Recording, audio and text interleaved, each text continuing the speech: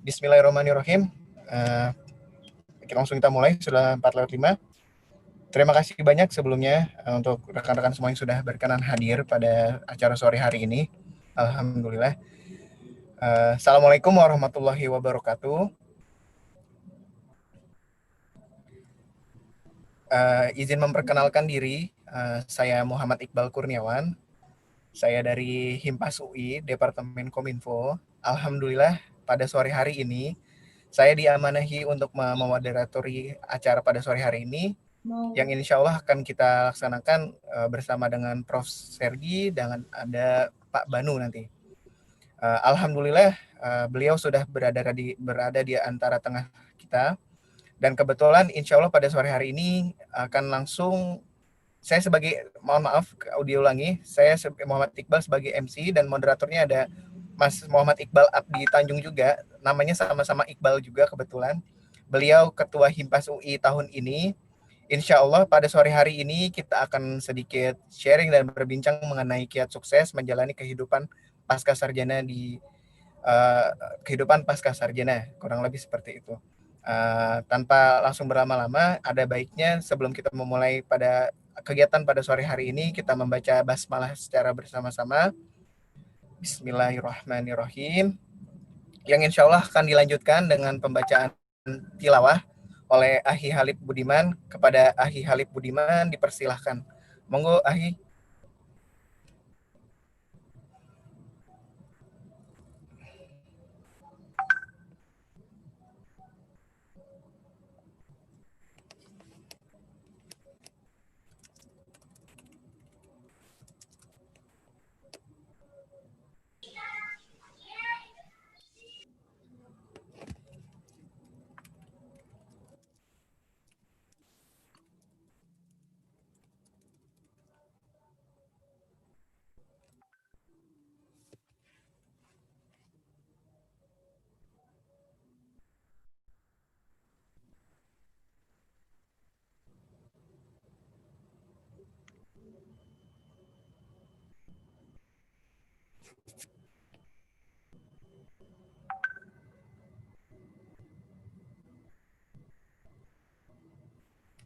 Monggo Mas Halib, silakan untuk membaca tilawah.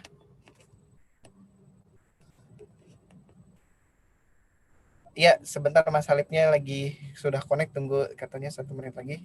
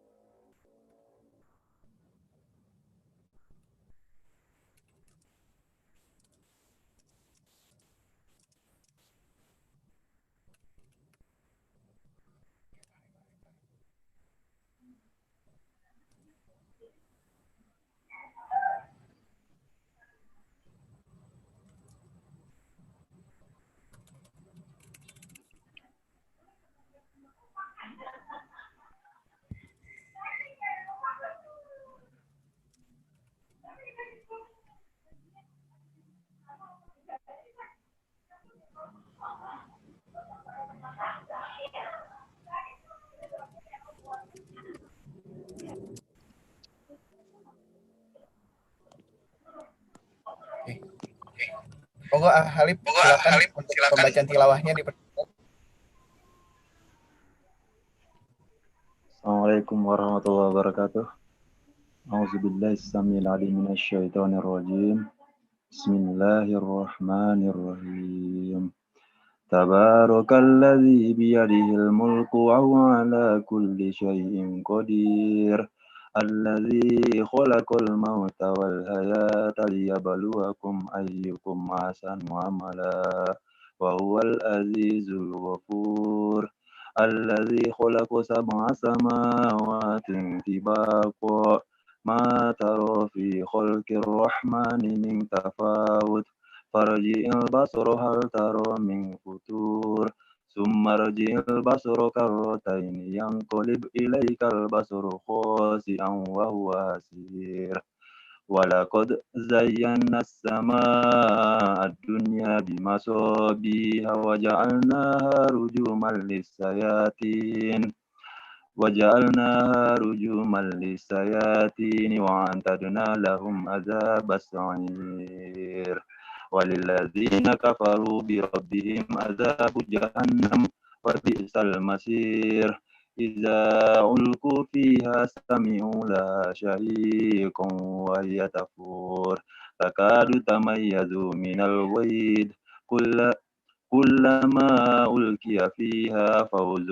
سألهم خزنتها ألم يأتكم نذير قالوا بلى قد جاءنا نذير فكذبنا وقلنا ما نزل الله من شيء إن أنتم إلا في ضلال كبير وقالوا لو كنا نسمع أو نعقل ما كنا في أصحاب السعير فاعترفوا بذنبهم فسحقا لأصحاب السعير إن الذين يخشون ربهم بالغيب لهم مغفرة وأجر كبير صدق الله العظيم.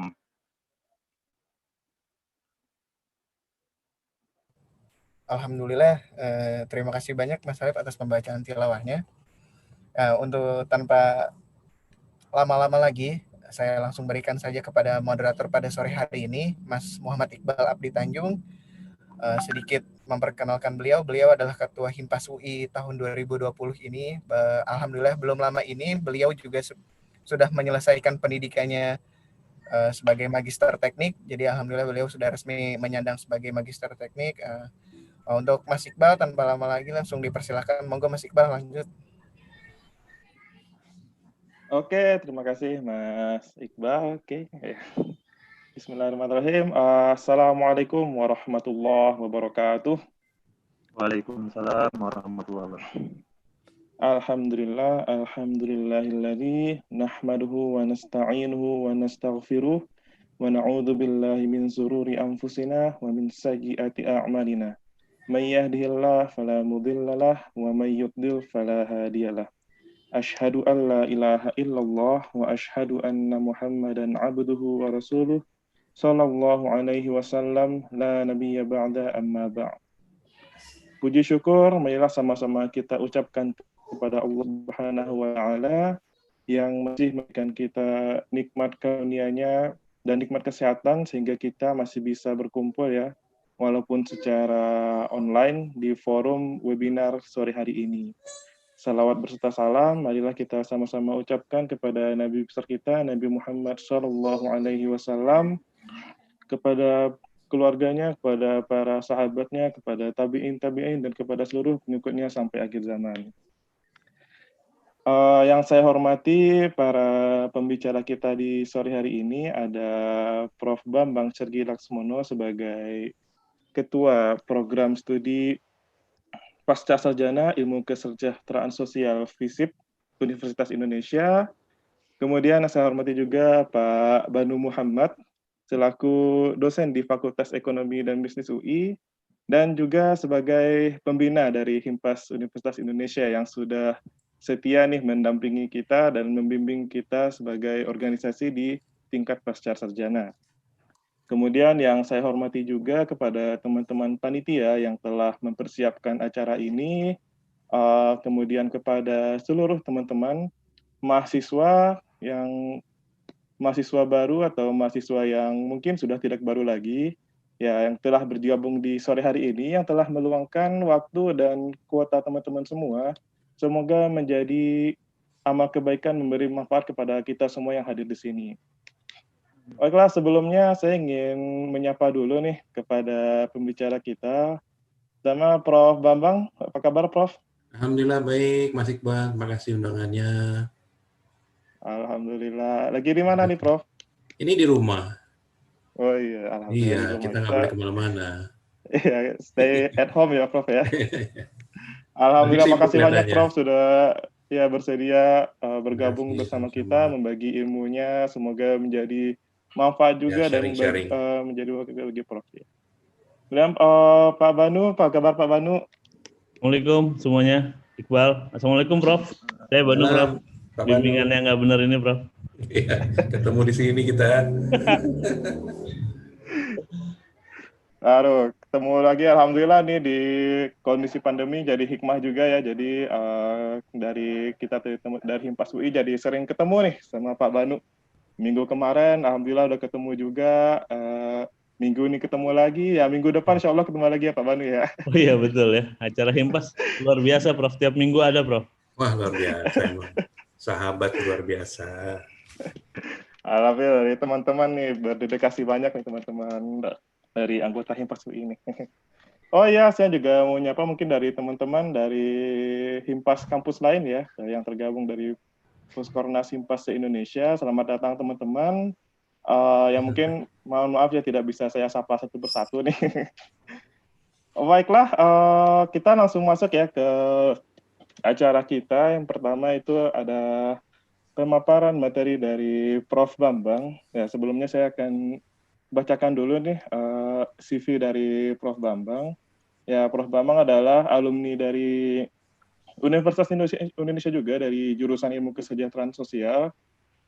Kemudian beliau melanjutkan studi beliau di Master of Science in Economy di London School of Economics, University of London. Kemudian selanjutnya beliau melanjutkan pendidikan doktoralnya kembali ke Universitas Indonesia di Departemen Sosiologi, Fakultas Ilmu Sosial dan Ilmu Politik. Ya. Baiklah, pada sore hari ini Prof. Bambang akan memaparkan kepada kita beberapa tips nih terkait dengan kehidupan pasca sarjana, baik itu mungkin roadmap-nya kehidupan pascanya seperti apa, kemudian apa aja nih kendala-kendala umum yang mungkin dihadapi selama menjadi mahasiswa pasca, dan mungkin nanti Prof juga akan memberikan nih saran-saran dan jalan-jalan keluar yang mungkin Prof sudah pernah lalui. Oke, langsung saja kepada Prof Bambang, waktu dan tempat saya persilahkan. Baik, bismillahirrahmanirrahim. Assalamualaikum warahmatullahi wabarakatuh. Wassalamualaikum warahmatullahi wabarakatuh. Subhanallah, walhamdulillah, wa la ilaha illallah, wallahu akbar. Mas Iqbal dan teman-teman, Pak Banu, dan kawan-kawan yang berbahagia, Mas Halib yang langsung mengundang saya langsung kemarin, terima kasih. Dan siang menjelang sore ini saya diberikan kesempatan menyampaikan materi yang saya kira umum yang sifatnya tentu sharing pengalaman, tapi terlebih karena posisi saya sebagai ketua prodi, rasanya adalah ya beberapa catatan-catatan yang mudah-mudahan bermanfaat. Nah, Mas Iqbal sendiri sudah melewati dan sudah sukses, jadi saya kira sebetulnya sudah cukup menguasai ini dan bisa memberikan petua-petua lah ya kurang lebih buat teman-teman dari lintas fakultas ya, kira-kira ya, begitu ya? Iya, Prof. Iya, Prof. Ya. Kalau gitu saya boleh langsung izin menggunakan PPT ya. Silakan, Prof. Oke.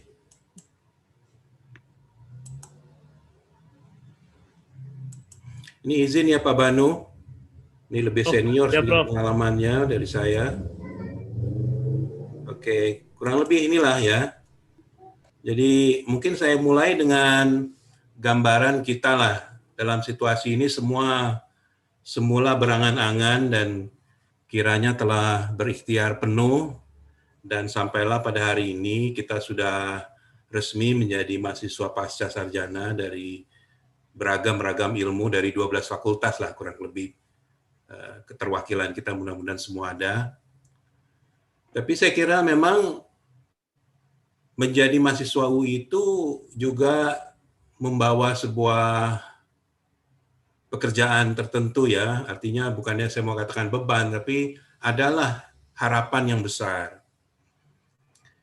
Dan di bawah harapan itu saya kira ya tentu ada elemen-elemen yang terkait dengan kriteria akademik ya, jadi artinya kelulusan kita terkait dengan prestasi, masa studi, publikasi. Tapi juga saya kira inilah waktu yang paling tepat bagi kita karena kita semua sudah melewati pendidikan sarjana 1. Pendidikan sarjana pasca sarjana itu saya kira merupakan momen yang menentukan walaupun cuma kurang lebih 4 sampai 6 SKS rata-rata. 4 sampai 6 semester maksudnya. Jadi intinya kalau terdaftar di tahun 2020 ini mudah-mudahan kan kita harapannya wisuda tahun 2022 ya, kurang lebih ya. Kurang lebih gitulah ya, berarti 4 semester sampai 6 semester. Nah, di dalam posisi kita sebagai mahasiswa dan khususnya di perguruan tinggi, maka corak dan misi keilmuan itu menjadi penting. Saya di situ menulis di slide bahwa kita memang bukan pendidikan kedinasan yang intinya kalau di bawah naungan kementerian, maka semua gerak-gerik kita itu di bawah tupoksi lah kurang lebih mungkin istilahnya itu. Tugas pokok dan fungsi dari unit-unit yang ada dalam kelembagaan kementerian. Dan kita saya kira bergerak dalam undang-undang ya, undang-undang dari keberadaan dari unit sektor itu. Nah, sedangkan perguruan tinggi adalah sebuah institusi yang diharapkan berupaya menjalankan misi pengembangan ilmu. Jadi jalurnya S1, S2, dan bisa S3. Dan kalau kita mau sedikit simpel saja melihat apa sih yang dimaksud dengan pengembangan ilmu, itu adalah pada penugasan di semester akhir harus menjalankan hasil publikasi jurnal internasional, jurnal nasional, yang menjadi syarat bagi kelulusan kita ketika kita nanti akan ujian tesisnya. Nah, dalam konteks ini tentu saya perlu menyebut juga bagi pengembangan profesi, keahlian, dan peran-peran publik lainnya. Nah, mungkin saya akan mencatat sedikit peran-peran publik lainnya ini, karena saya kira kehadiran kita sebagai elemen yang ada dalam perguruan tinggi, itu juga diharapkan melakukan sejumlah peran ya. Nah, ini tadi saya sudah sebut ya, prestasi akademik, masa tempuh waktu yang sesuai, dan publikasi mahasiswa. Tapi mungkin saya ingin menyebut ya, bahwa kembali ke saya katakan tadi peran-peran yang agak spesifik yang harus dikerjakan oleh mahasiswa kita di tingkat pasca sarjana sebagai mahasiswa tingkat lanjut ya, boleh dibilang karena tingkatannya sudah masuk pada level magister, dan diharapkan menjalankan sejumlah peran publik. Nah, peran publik yang saya maksud adalah tentu dalam konteks ini menjalankan peran-peran advokasi misalnya, peran-peran teknokrasi, penelitian, penulisan, penyuaraan, pemberdayaan, pengabdian masyarakat. Jadi saya ulang lagi, peran-peran publik yang saya maksud tentu banyak ya, tetapi dalam konteks ini kita semua diuji ya, ditempa. Semasa kita menjadi mahasiswa pasca, disinilah kita melakukan kegiatan-kegiatan masyarakat yang terbimbing. Nah, dalam konteks ini kita bisa melakukan advokasi, penelitian, pekerjaan teknokrasi, perancangan, bisa terlibat di dalam penulisan, bisa terlibat dalam pemberdayaan masyarakat, pengabdian masyarakat, dan lain-lain ya. Nah, ini saya kira nanti kita akan upayakan untuk bisa kita catat sedikit ya, karena menurut saya sih ini konteksnya agak teknis, personal, dan kesehari-harian, bahwa semasa kita di pasca ini, kalau bisa CV-nya makin bagus gitu. Ya kan? Artinya nambahlah gitu, kurang lebih sejumlah kegiatan yang mengindikasikan kematangan pribadi kita. Ini yang saya pikir ingin saya tekankan, karena bagaimanapun juga, nanti ketika kita melanjutkan aktivitas masyarakat dalam pengertian mencari pekerjaan, pendalaman, peningkatan karir, catatan-catatan selama perkuliahan itu yang sifatnya akademik maupun yang bermasyarakat itu sedikit memberikan indikasi tentang kekuatan personal kita di tingkat manajerial kah, di tingkat kepemimpinan kah, di tingkat operasional profesi di dalam memberikan kegiatan-kegiatan dan manfaat masyarakat langsung. Nah, saya akan menyentuh itu nanti sedikit lebih banyak, tapi saya ingin ke slide yang ada di depan ini sedikit. Sebetulnya apa sih bedanya S1 sama S2? Kalau saya pikir ya, setelah ya sekian tahun nih kan, keutamaan dan nilai tambah mahasiswa pasca ketika nanti lulus dan dalam perjalanan semester 1, 2, 3, dan 4, dan seterusnya adalah penambahan ilmu pengetahuan. Saya kira itu pasti ya. Ya tentu masuk ke UI kan harapannya tentu memperoleh ilmu. Ya. Baik itu yang linear maupun yang tidak linear, karena juga kan teman-teman macam-macam latar belakangnya. Kalau S1 dan S2-nya linear, artinya seilmu, serumpun, sepohon ilmu, saya kira jelas. Tapi kalau misalnya kadang-kadang juga ada yang masuk ke S2 itu dengan latar belakang yang berbeda. Tapi oke, kita intinya mengambil manfaat dengan pengetahuan yang meningkat ya. Yang kedua adalah jaminan dari reputasi kelembagaan alma mater. Ini yang saya kira juga penting karena saya kira lebih menjadi sesuatu yang berbeda ketika kita juga berdiri di atas payung induk kelembagaan alma mater. Artinya lulusan mana sih gitu ya? Lulusan UI misalnya ya kan? Ya, perguruan tinggi juga yang lain tentu bangga dengan posisi kelembagaan dari universitasnya. Kita pun juga demikian ya, dan baik kelebihan tentu juga ada kekurangannya, tapi saya kira UI juga merupakan sebuah institusi yang mempunyai reputasi kuat, baik, dan berpengaruh dalam konteks kehidupan masyarakat luas ya. Dan yang ketiga adalah nilai tambah dari jaringan alumni kita. Saya kira lepas dari tentu kita bergerak dalam kegiatan masyarakat di mana di kampus, tapi saya kira kita mempunyai jaringan alumni yang umum yang merupakan kesatuan yang memberikan informasi, memberikan penguatan, memberikan ya saya kira dukungan satu sama lain ya, dan ini saya kira modal. Jadi poinnya dalam slide ini adalah modal pengembangan diri di pasca ya. Jadi saya kira bukannya ingin mengingat-ingatkan, tapi saya kira menggarisbawahi saja. Jadi menambah ilmu pengetahuan, menambah kekuatan dari reputasi yang ada di belakang kita, dan juga jaringan. Sekaligus saya mengatakan cinta ilmu pengetahuan kita, cinta kelembagaan kita, dan cinta kepada jaringan alumni kita. Itu saya kira bagian dari pesan yang memang sangat penting ya, karena semua juga harus memberikan dan berkontribusi.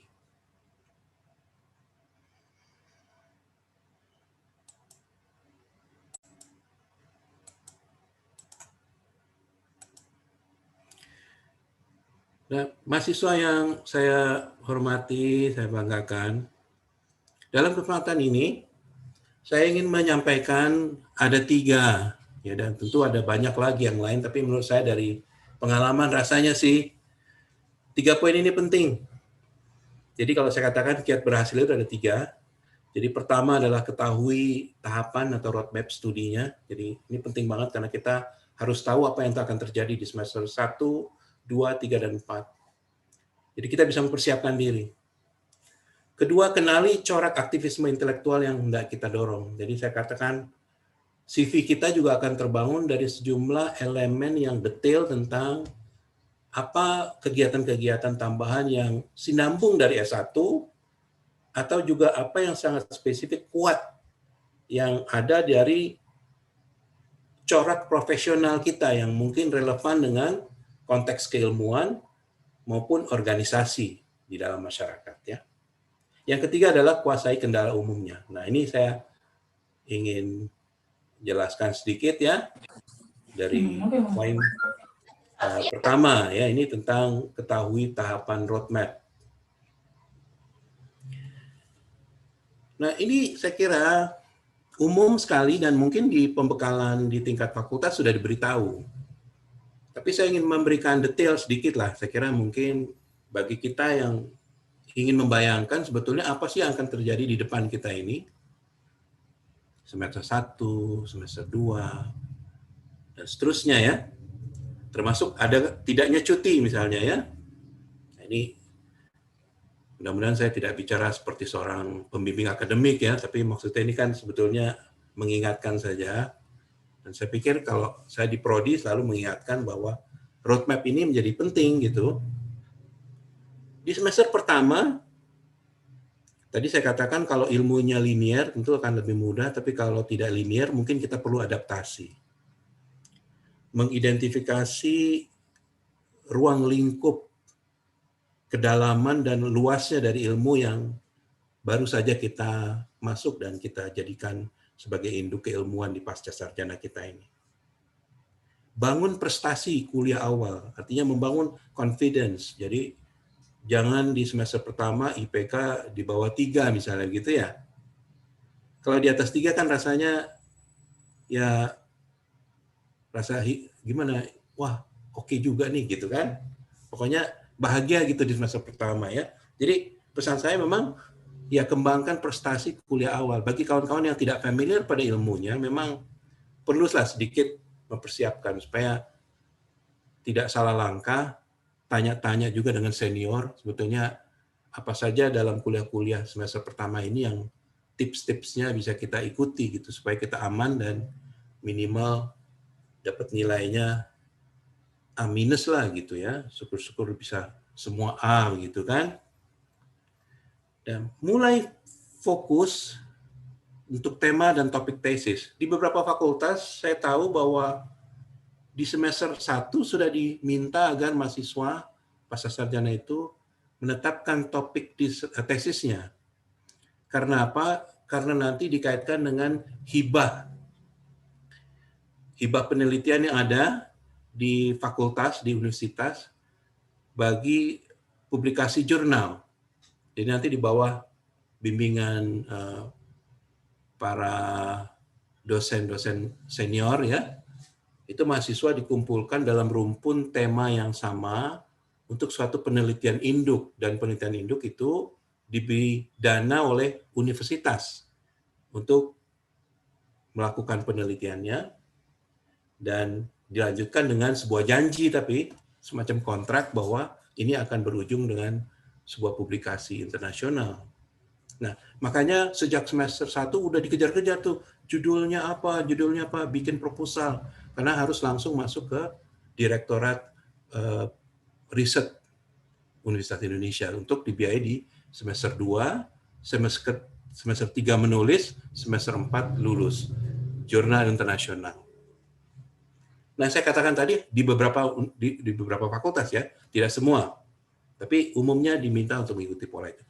Semester 2, teruskan prestasi, kemudian pilihan-pilihan kuliah, karena ini terkait dengan kebijakan Merdeka Belajar, lalu kembangkan pengabdian masyarakat atau kegiatan organisasi yang menambah CV, penguatan kita bagi indikasi kemampuan dan kompetensi pemikir, pelaksana, atau pemberi layanan. Ini saya bangun kriteria yang berbeda ya.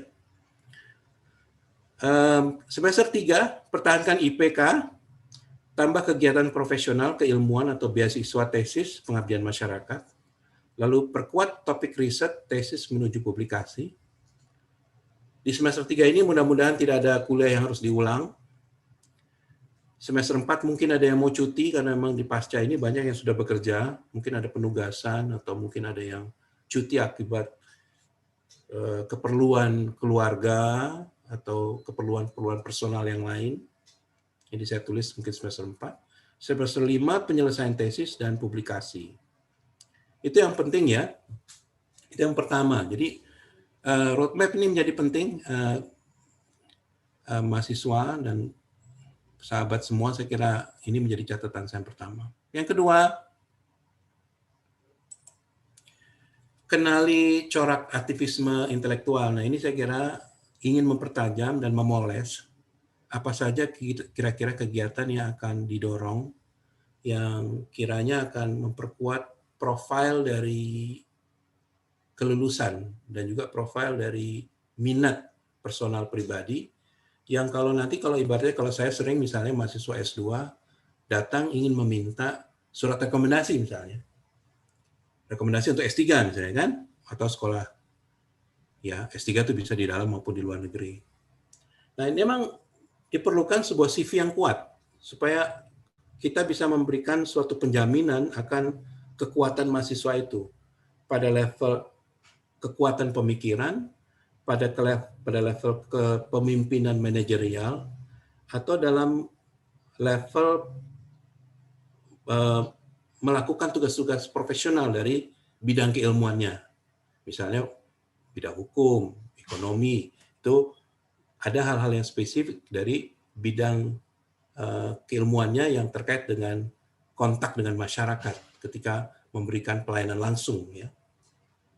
Oke, saya mungkin relatif ya, tentu waktu tidak perlu terlalu mendalami mengenai aktivitas intelektual ini. Saya kira nanti Pak Banu pasti akan mendalami lagi bagaimana, menurut saya pakai istilah ya ekspresi keilmuannya lah ya. Ekspresi itu artinya manifestasi ya. Kita tuh aktivitas apa di masyarakat. Nah itu bisa advokasi rasional, normatif atau politik ya. Nih saya kira relatif nanti bagaimana kita mengidentifikasi kekuatan pribadi kita masing-masing yang terkait dengan nanti ujungnya pada CV kita kuatnya di mana ya. Nah, adik-adik mahasiswa, ini saya pakai panggil adik ya,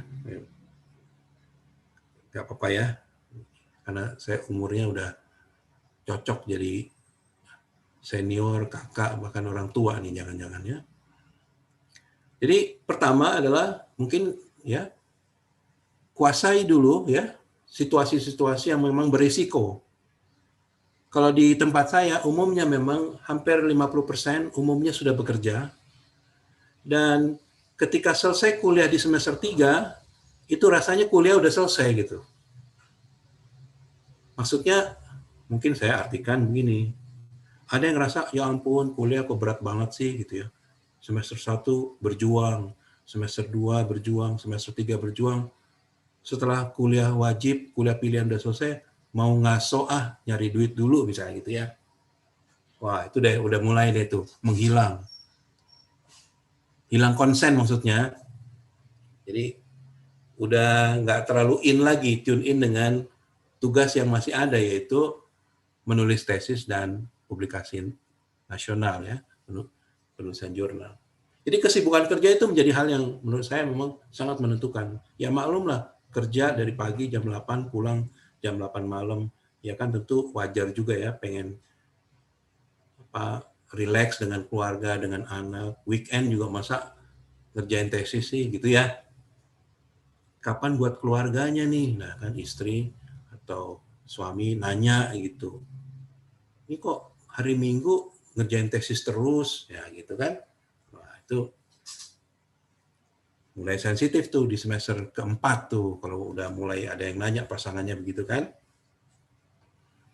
Nah, demotivasi karena mengulang kuliah, wah itu juga jangan sampai terjadi ya. Jadi saya banyak menemukan karena rasanya mereka lalu kayak masa segitu amat sih gitu misalnya ya pertanyaannya sampai harus ngulang nih gitu kan.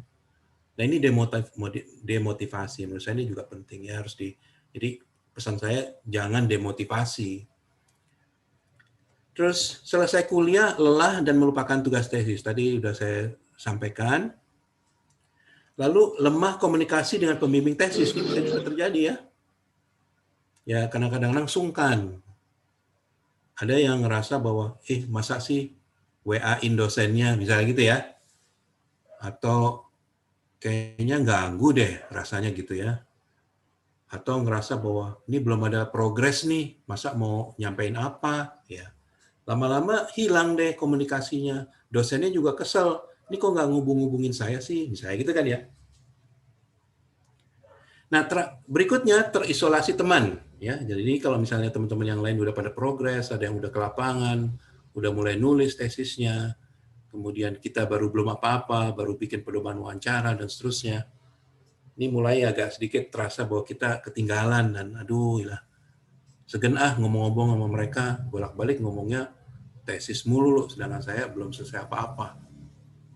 Oke, pengalaman pribadi yang lain mungkin karena alasan ekonomi, rumah tangga, melahirkan, kesehatan, sakit mungkin, atau penugasan dalam pekerjaan.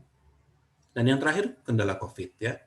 Jadi ini juga butuh penyesuaian karena saya kira dalam proses bimbingan kalau di ilmu sosial, ya kita juga memberikan saran-saran gimana rasanya kalau misalnya bisa meringankan. Misalnya harusnya melakukan survei di masyarakat, tapi lalu kemudian bisa melakukan survei atau wawancara mendalam pada tingkat level manajerial yang lebih tinggi. Jadi informannya itu informan penting yang satuan pengetahuannya lebih luas. Tidak dihitung satu-satu informan dalam survei misalnya. Sebagai responden ya. Jadi ya tentu dosen masing-masing di setiap fakultas akan memberikan saran-saran ya supaya mahasiswa ya relatif lebih lancar lah tentu dalam melaksanakan semua tugasnya, termasuk memotivasi ya, memotivasi jangan sampai demotivasi dengan berbagai alasan yang mungkin tadi ada yang saya sebut ya. Jadi inilah 3K tipsnya menurut saya. Ketahui tahapan itu K yang pertama, kedua kenali corak aktivisme intelektual karena kita tahu kita akan bergerak di masyarakat, ketiga adalah kuasai kendala-kendala umum yang mungkin akan menjadi resiko. Nah, lebih dan kurangnya tentu saya kira ya, saya mungkin menutup nih kurang lebih tentu pendidikan pascasarjana adalah peneguhan keahlian. Ya, peneguhan keahlian. Jadi memang betul-betul momen yang menentukan kekuatan. Ya. Jadi saya kira banyak dari mahasiswa pasca kita yang ada pada level middle manager begitu kurang lebih, yang sudah mempunyai pengalaman banyak di lapangan, lalu ingin memperoleh suatu penguatan dari kemampuan mengkonsep untuk bisa membawanya pada tanggung jawab yang lebih tinggi. Jadi keahlian yang membekali dia, seorang mahasiswa dan kelulusan itu pada konteks, kalau dalam konteks ilmu kami sih, berkaitan dengan tugas-tugas kepemimpinan, konseptual, evaluasi ya. Jadi inilah keahlian pada tingkat magister. Plus juga tentu saya sering lihat nih, sekedar catatan aja ketika kita lihat di sejumlah informasi lowongan pekerjaan ya, ini mencatat hal yang apa adanya ya, kan menjadi concern banyak dari kita. Seringkali memang minimal dalam setiap persyaratan dalam kesempatan kerja selalu ditulis pengalaman kerja minimal 5 tahun. Nah, kita aja baru mulai kan gitu ya. Loh, gimana ini kan? Nah, jadi minimal lalu itu ditutup dengan keahlian selama kita melaksanakan tugas-tugas sebagai mahasiswa. Jadi mengindikasikan kekuatan-kekuatan personal kita ya, pribadi kita itu ada di mana. Syukur-syukur ada pengalaman-pengalaman teknis yang mempunyai manfaat bagi kita untuk dikaitkan dengan tugas-tugas yang tengah kita tuju sebagai tempat pekerjaan kita. Jadi itulah poin tentang keahlian. Jadi yang diharapkan sanggup merespons kebutuhan pasar kerja, namun menjadi pengembangan kualitas penguatan reputasi dan ekspresi ya kompetensi mahasiswa. Dan sebagai penutup ya, ini karena juga saya kira mungkin hanya khas di UI, yaitu semua diharapkan menulis di jurnal. Saya sebagai ketua prodi sih sebetulnya agak khawatir ya. Dulu ya saya tentu khawatir jangan-jangan ini menjadi kendala yang akan memperlambat kelulusan. Karena gimana ya? Kan bayangin belum tentu semua punya pengalaman dan kemudian harus menulis, harus mensubmit, nanti dievaluasi dan segala macam. Tapi ya akhirnya memang sejauh ini ya dengan segala macam fasilitasi yang ada di semua departemen yang ada, memang memungkinkan semua akhirnya menemukan tempat untuk mempublikasikan jurnalnya. Nah, poinnya adalah, saya kira, ini adalah nilai tambah ya, karena pencari kerja akan selalu ingin menilai sebetulnya kapasitas berpikirnya seperti apa seorang, tapi mengekspresikan dalam bentuk tulisan itu juga sebuah kompetensi yang sangat penting. Nah, untuk itu maka ketentuan kita untuk harus menulis dan mewajibkan dalam kelulusan kita menulis di jurnal itu sesuatu yang memang tidak ditemukan di universitas lain, juga cukup berat, tetapi saya kira sejauh ini sih masih bisa kita tanggulangi dan untuk mahasiswa akan memberikan manfaat yang cukup besar ya bagi penambahan dan tempaan kita selama di kuliah untuk bisa menunjukkan bahwa selain kita dapat punya kompetensi keilmuan dari kuliahnya tapi juga bisa menulis. Baiklah, saya kira penutupnya mudah-mudahan sahabat-sahabat kita mahasiswa semua akan lulus pada masa studi yang ditetapkan. Syukur-syukur cum laude tentu mudah-mudahan kita berharap juga. Mudah-mudahan dapat ijazah, tapi juga mungkin ada yang dapat ijazah plus ya, ijab dan sah ya. Siapa tahu ada beberapa juga nanti akan ketemu pasangannya selama kuliah. Oke, saya kira demikian sih. Sedikit banyak tentu waktunya, kalau kelebihan waktunya mohon maaf. Dan tentu saya akan terbuka nanti dengan Pak Banu menjawab-jawab ya kira-kira apa yang kira-kira menjadi pemikiran maupun kekhawatiran mahasiswa selama akan menjalankan tugasnya sebagai mahasiswa pascasarjana di UI. Wabillahi taufiq wal hidayah. Wassalamualaikum warahmatullahi wabarakatuh. Terima kasih. Waalaikumsalam warahmatullahi wabarakatuh. Masya Allah, terima kasih Prof. Bambang telah Sama-sama. Ya. memberikan insight yang berbeda ya. Jadi ini insight dari Ketua Program Studi. Jadi memang ekspektasi beliau ya begitu ya. Memang tinggi untuk teman-teman mahasiswa pasca sarjana gitu. Jadi membuat dengan posisi beliau sebagai Ketua Program Pasca Sarjana dan tentu sudah ini ya Prof ya banyak berkecimpung dengan mahasiswa-mahasiswa pasca ya. Jadi tadi 3 ya Prof. Pertama, ketahui roadmap studi kita, kemudian kenali corak aktivisme intelektual, dan yang ketiga itu kuasai kendala-kendala umum yang mungkin mulai mencuat di semester 4 ya Prof ya. Iya. Saat kita pikir semuanya telah berakhir, ternyata masih ada tesis dan publikasi. Saya selalu bilang sama mahasiswa, marilah kita sama-sama akhiri penderitaan ini, saya bilang. Benar. Jangan diperpanjang, saya bilang. Oke lah kita gitu. Oke, terima kasih Prof. Bambang. Ya, mudah-mudahan ya sama-sama ya. Oh ya, bagi teman-teman yang ingin bertanya, silakan langsung di drop di chat Zoom-nya ya. Nanti ada formatnya nama, asal institusi, kemudian tujuan pertanyaan apakah ke Prof. Bambang atau ke Pak Banu, baru tuliskan pertanyaan teman-teman di kolom chat Zoom.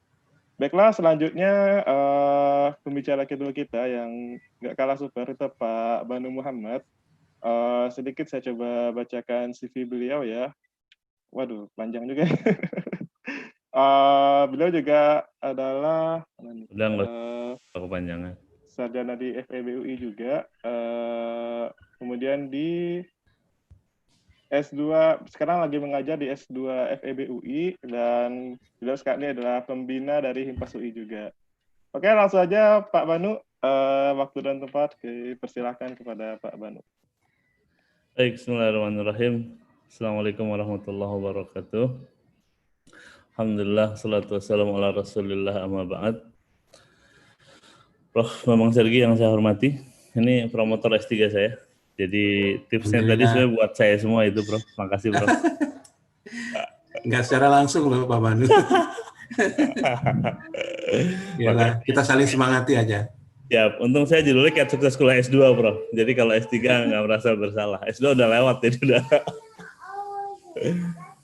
Saya S2 itu dulu tahun 2004 ya. 2004 di tua juga saya kalau gitu ya. Iqbal 2004 lagi di mana tuh, Bang? SD? Lagi SD, Pak. Ya, saya 2004 di Ada background ya, background. Sebentar. Ada nyanyi di sana boleh nggak?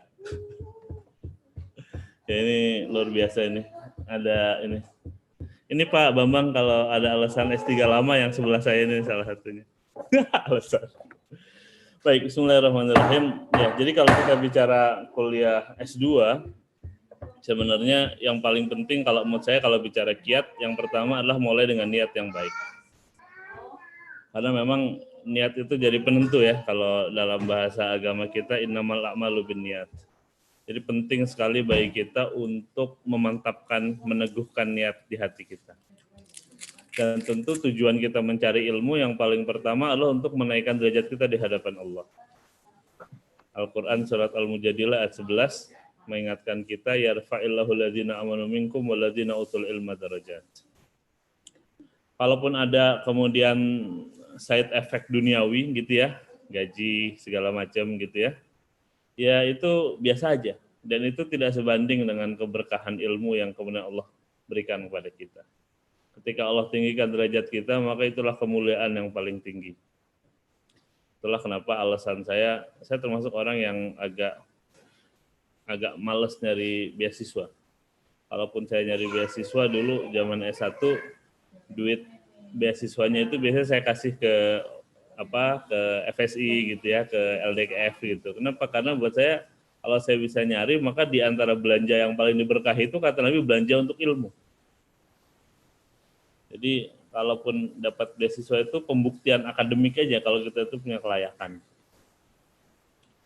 Jadi kalau teman-teman ada yang mungkin nggak dapat beasiswa, nyari sendiri, maka harus bersyukur. Berarti ada bagian dari rezekinya yang dibelanjakan untuk kebaikan. Dan itu kebaikan yang paling baik salah satunya adalah belanja untuk ilmu pengetahuan. Kasih ke itu. Jadi memang harus ke sana visi besarnya. Ketika visi besarnya kuat ke sana, maka insya Allah akan menjadi sangat baik. Yang berikutnya adalah selalu berdoa untuk mendapatkan ilmu yang bermanfaat. Karena tentu pada akhirnya keberkahan ilmu atau kebermanfaatan ilmu datangnya dari Allah. Bukan apa ya? Ya kita harus memahami ilmu itu milik Allah. Ketika kita mendapatkan ilmu juga seizin Allah. Dan kemudian hikmah dari ilmu itu juga sebuah keberkahan yang luar biasa. Kata Al-Quran, "Faman utiyal hikmata faqad utiya khairan katsira." Barang siapa yang Allah berikan hikmah dari sebuah ilmu, maka sungguh dia telah diberikan oleh Allah kebaikan yang sangat banyak. Ini fondasi yang penting kalau menurut saya. Baik teman-teman nanti sukses atau tidak sukses S2-nya, S3-nya, maka pastikan kita mendapatkan kemuliaan ini. Tentu harapannya sukses, cum laude dan seterusnya ya. Tapi ini basic fondasi yang penting. Nah, kalau kemudian fondasinya sudah kuat, maka beberapa tips saya untuk beres S2, yang pertama adalah memang kita bisa, kalau bisa sudah menentukan judul tesis sejak sebelum masuk, bahkan sejak pendaftaran, dan sudah menyelesaikan proposal di semester 1. Kalau sejalan tadi seperti kata Prof. Bambang, dengan S1 kita enak gitu. Tapi kalau enggak ya nggak apa-apa. Kan kadang-kadang ada orang S2 awalnya tuntutan pekerjaan. Tapi tetap dengan niat mendapatkan ilmu, siapkan semuanya sejak awal, karena itu akan memudahkan kita, akan memframe cara berpikir kita, memberikan batasan-batasan yang membuat kita akan lebih mudah menjalaninya. Kemudian ini kalau di UI ya, ini karena kasusnya di UI dan kita masih banyak mata kuliah yang harus diambil, pastikan nggak ada beban kuliah di semester akhir. Jadi bereskan semua kuliah-kuliah basic dengan sangat baik di 3 semester awal. S2, S3 juga biasanya masih ada beberapa kuliah karena kita masih coursework ya, belum murni research base gitu ya. Jadi tetap ada kuliah, dan apalagi kalau kayak pengalaman saya kuliah di S2 Pasca ilmu ekonomi kan luar biasa, udah berasa belajar matematika semua itu. Mau belajar mikroekonomi, makroekonomi, statistika, ekonometrika, semuanya matematika gitu. Udah kayak belajar kalkulus 1 sampai 6 gitu. lumayan mabok juga tuh. Makanya kalau PPIE itu kayaknya termasuk di antara pasca S2 di UI yang kayaknya yang tingkat berantakannya lumayan tinggi. Makanya yang nggak kuat akhirnya pindah ke MPKP. Biasanya begitu. Kalau di kita biasanya begitu. Memang ada tradisi matematika yang sangat kuat gitu. Tapi ya it's fine gitu. Makanya beberapa anak yang aslinya S1-nya teknik malah kadang-kadang lebih bisa survive di semester awal.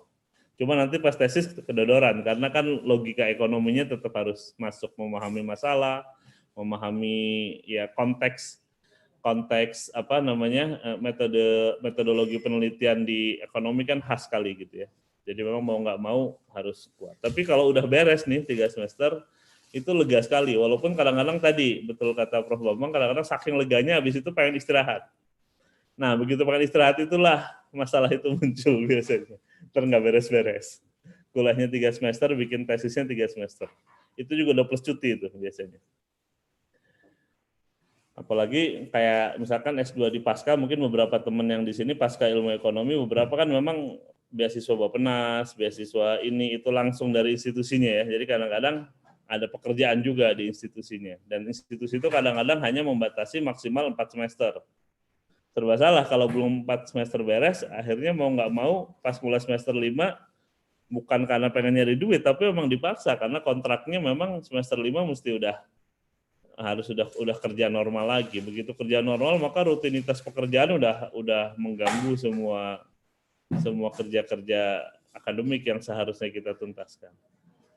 Ya, pengalaman beberapa teman di PPIE yang kebetulan ngobrol sama saya begitu beberapanya. Termasuk yang S2-nya kedinasan ya. Maksudnya beasiswa dari dinasnya, dari kementerian, dari Bapeda, dari provinsi dan seterusnya. Karena memang hampir 70% mahasiswa S2 PPIE kalau di ilmu ekonomi itu kayaknya dari orang pemerintahan sebagian besar. Jadi menuntaskan ini jadi PR yang penting. Saya termasuk orang yang tidak terlalu menganjurkan untuk ngulang gitu ya. Kalau udah nasibnya dapat C, udahlah dapat C gitu. Yang penting lulus aja dah. Karena kalau ngulang dapat D, nanti ngulang lagi ketiga, panjang lagi kan.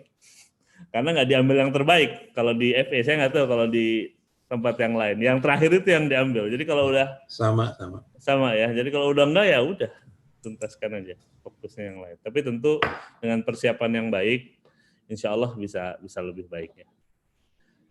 Makanya yang berikutnya adalah kalau terkait penulisan juga biasakan kita menulis topik yang sama sejak awal perkuliahan. Dari mengumpulkan referensi sampai memperbanyak menulis baik tulisan populer ataupun tulisan akademik gitu. Saya termasuk orang yang agak suka nulis populer gitu. Jadi kadang-kadang lebih banyak di populer dibanding akademiknya. Tapi ya nggak apa-apa, minimal itu memframe karena minimal tulisan populer itu akan sangat update dengan suasana kekinian gitu ya. Jadi kalau bicara tentang aktual banget itu ya pasti kan tulisan populer di koran dan seterusnya mesti kasus yang current gitu ya, current situation, current analysis dan seterusnya. Plus tulisan akademik. Ini kayak dulu waktu S2 saya kebetulan nulis tesisnya tentang competition policy, tentang persaingan usaha. Dan waktu itu lagi rame antara Telkomsel sama Indosat kepemilikan silang. Jadi Singtel Singapura BUMN Singapura itu menguasai. Jadi itu untuk tulisan populer kan in banget gitu ya. Jadi saya nulis di Kontan, di Bisnis Indonesia, di mana-mana masuk dan itu jadi kredit pada satu sisi dan gara-gara tulisan kan biasanya juga jadi diundang ngisi ini itu, seminar ini itu gitu ya. Ya itu barokahnya nanti. Tiba-tiba rekening nambah aja gitu kan. Tapi poinnya adalah pada kebiasaan menulis topik yang sama. Ini ke S3 nih saya dibimbing Prof Bambang, walaupun kuliahnya nggak terlalu benar, tapi lumayan rajin urusan nulis gitu, alhamdulillah. Tadi pagi baru ada email Prof masuk di sebuah jurnal. Oke, selamat. Kelas Sinta sih, lumayan lah gitu, lumayan. Kirimlah buat saya supaya saya bisa lihat. Siap Prof. Walaupun kadang-kadang ya itu kalau kebutuhan ekonomi karena biasanya pekerjaannya beririsan ya. Jadi kadang-kadang karena ada kerjaan sama Bappenas, sama OJK, sama BI terus diiriskan gitu. Mungkin kalau teman-teman yang teknik atau FISIP atau yang lain mungkin ceritanya nggak sama gitu. Tapi kalau ilmu-ilmu sosial secara umum sih biasanya selalu isu-isunya selalu aktual ya, rasanya begitu. Tapi intinya membiasakan nulis topik yang sama itu penting. Jadi kita ubuk-ubuk aja di situ, walaupun nanti bisa match dengan itu bisa enggak gitu. Nah ini yang keempat nih, kadang-kadang agak susah. Usahakan cari pembimbing yang sehati. Memang mengenali calon pembimbing itu sesuatu yang penting. Memang diskusi, pengenalan. Nah ini pentingnya, nah ini mungkin teman-teman Himpas, itulah pentingnya teman-teman gabung di Himpas kalau menurut saya. Terutama teman-teman Himpas UI yang S1-nya bukan dari UI. Kan relatif tidak kenal tuh siapa dosen-dosen di fakultasnya masing-masing. Kayak Mas Iqbal misalkan, di teknik. Siapa ya dosen teknik gitu. Tapi kan kalau gabung di Himpas, ketemu teman-teman Himpas jadi enak tuh. Oh, kalau ngambil topik ini misalkan sama prof ini aja sama nanti kita ini kontaknya nih. Jadi kita pendekatan begitu itu akan memudahkan kita dan akan sesuai dengan apa yang kita harapkan. Walaupun faktor luck-nya juga tinggi ya, apalagi untuk fakultas-fakultas yang pembimbingnya terbatas. Jurusan-jurusan yang sangat spesifik gitu, arsitek misalnya, kemudian apa gitu ya, yang sedikit jumlah doktor profesornya, kadang-kadang kita memang nggak terlalu punya banyak pilihan. Atau kita terlanjur menetapkan topik A ya, sehingga emang nggak ada opsi kecuali pembimbing tinggal 2 pilihannya dan ya udah diterima saja. Kemudian tips yang kelima adalah menguatkan dukungan psikologis dan teknis. Support keluarga itu tetap pasti penting banget ya, terutama buat teman-teman Himpas yang sudah menikah. Kalau yang belum ya tentu dari orang tua mungkin dan seterusnya. Ini support psikologis kalau menurut saya penting. Support teknis juga penting. Memperbanyak teman seperjuangan yang mengingatkan dan membantu. Nah, Himpas ini kan sering Pak bikin sekolah penulisan, bikin sekolah apa. Ini pasti sesuatu yang sangat membantu. Penting ini. Karena saya pikir tradisi akademik di setiap kampus kan nggak sama ya. Mungkin teman yang dari USU, dari Mula Warman, atau dari tempat yang di luar Jawa, rasanya kulturnya belum tentu sama dengan di UI misalkan. Nah, suasana keorganisasian aktif di Himpas salah satunya yang akan memudahkan itu. Jadi wasilah kebaikan lah ya. Jadi sesuatu yang akan memudahkan. Dan terakhir memang tetapkan deadline. Ini memang penting gitu. Saya dulu waktu S2 misalnya ya memang udah harus fokus saja. Makanya habis ini gitu. Terutama buat teman-teman yang punya kesibukan di luar kampus, terutama ya. Walaupun kadang-kadang ya momentum nggak bisa diulang ya. Begitu kita ada promosi jabatan misalnya dan harus diambil ya, memang harus ada yang diikhlaskan salah satunya misalnya gitu. Tapi poin besarnya adalah kita memahami dengan baik pilihan-pilihan kita dan konsekuensi atas pilihan-pilihan kita itu. Yang paling penting jangan sampai kita lupa sama kalender akademik gitu, lupa bayar SPP tepat waktu, kena denda gitu. Itu kan konyol ya. Saya ada anak Himpas tuh semester lalu tuh curhat sama saya, Pak Banu bisa dibantu nggak Pak? Saya kena denda. Kenapa? Lupa nggak ngecek. Itu kan agak konyol ya. Tapi kalau bang beneran nggak punya uang kan kita bantunya juga seneng ya. Pak saya beneran lagi nggak ada kesanggupan Pak, bisa ada yang support nggak? Saya ya kontak kanan kiri mungkin dibantu gitu. Tapi kalau telatnya gara-gara nggak cek kalender akademik itu kan agak menyedihkan gitu ya. Makanya saya walaupun jarang bimbingan apa Bang Seri nggak pernah telat Pak bayar SPP Pak. Tapi poin saya bukan cuma itu, poin besarnya adalah memang kita punya batasan waktu, deadline yang walaupun mungkin masing-masing kita tentu punya prioritas dalam hidup ya. Ada keluarga, ada pekerjaan, ada pendidikan. Nah, kita yang kemudian bisa membuat batasannya sendiri. Oke, ini batasan maksimalnya tuh ini.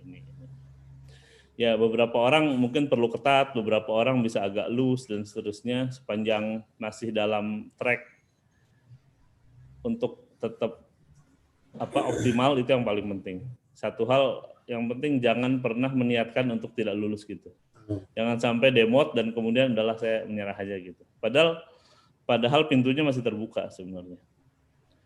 Jadi ini mungkin saya kebetulan beberapa kali dicurhati oleh beberapa anak Himpas dulu ya. Kalau Himpas sekarang kayaknya udah relatif enggak ya. Himpas 2015, 2016 ada beberapa yang setengah menyerah gitu ya.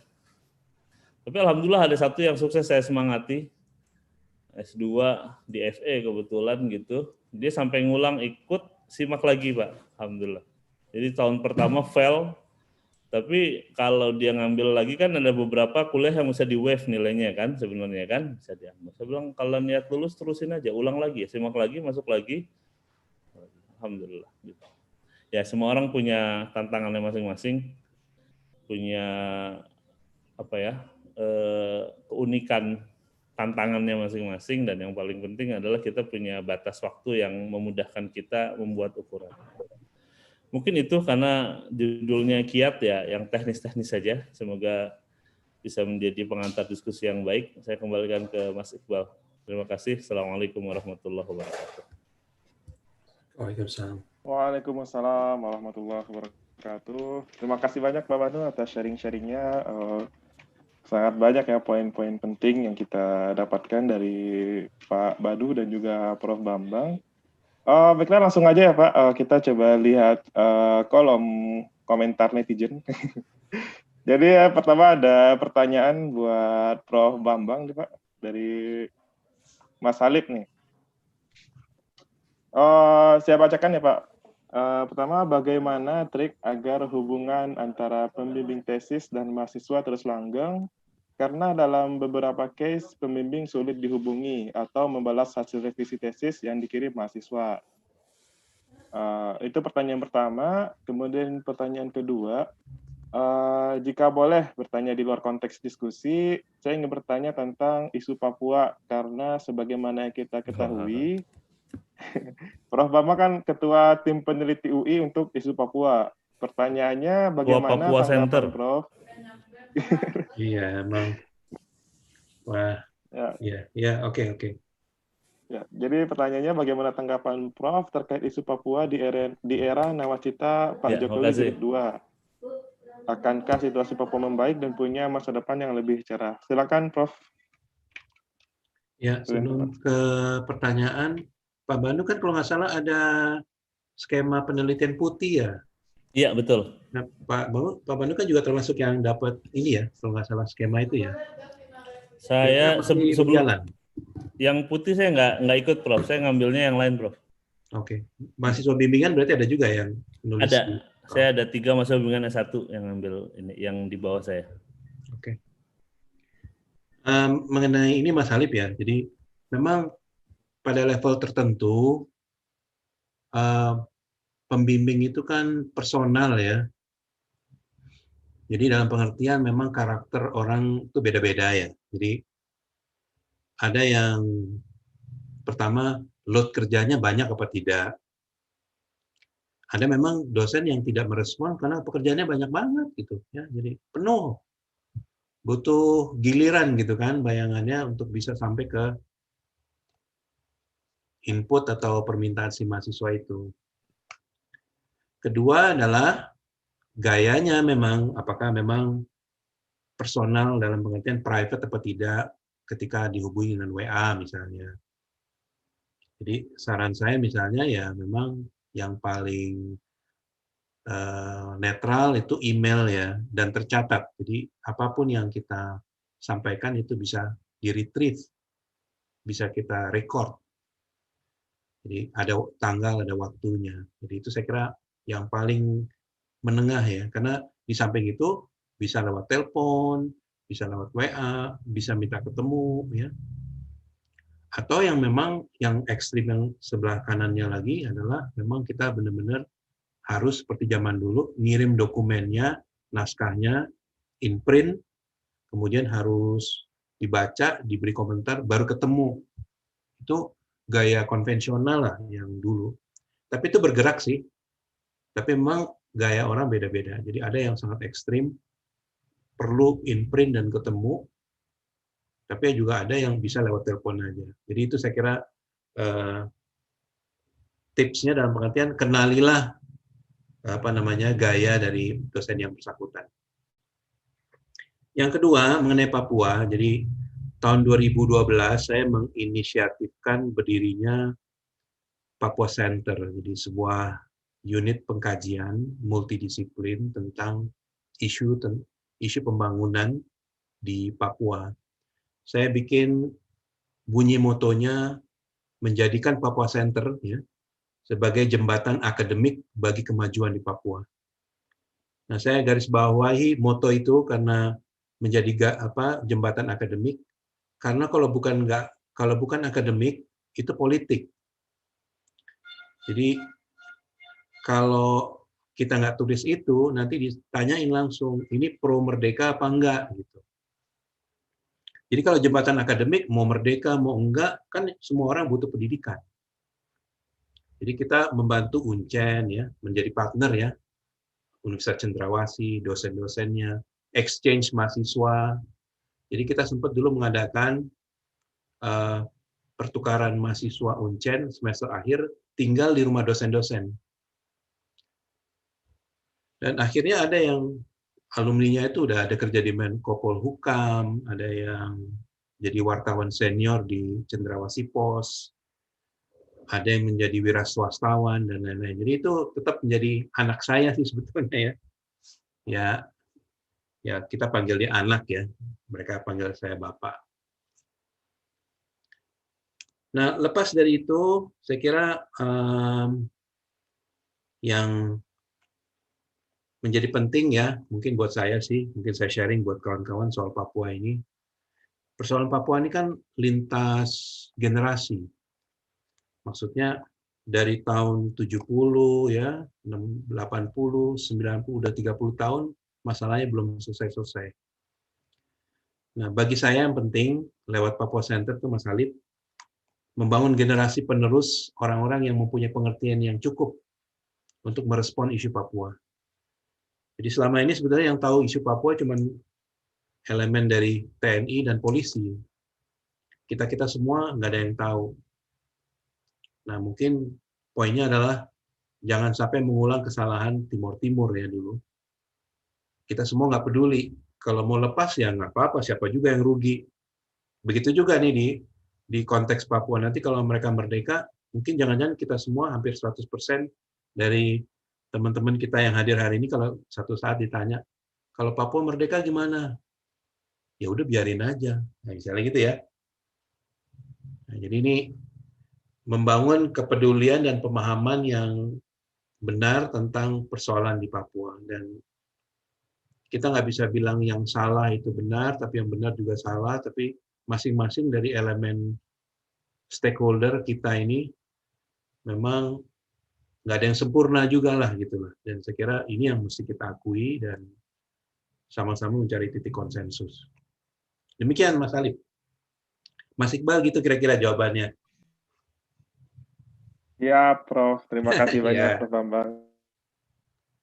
Mantap sekali pertanyaannya Mas Alif ini. Iya, emang. Oke. Itu udah senilai ujian juga itu buat saya tuh. Ujian. Terima kasih, Prof. Bambang.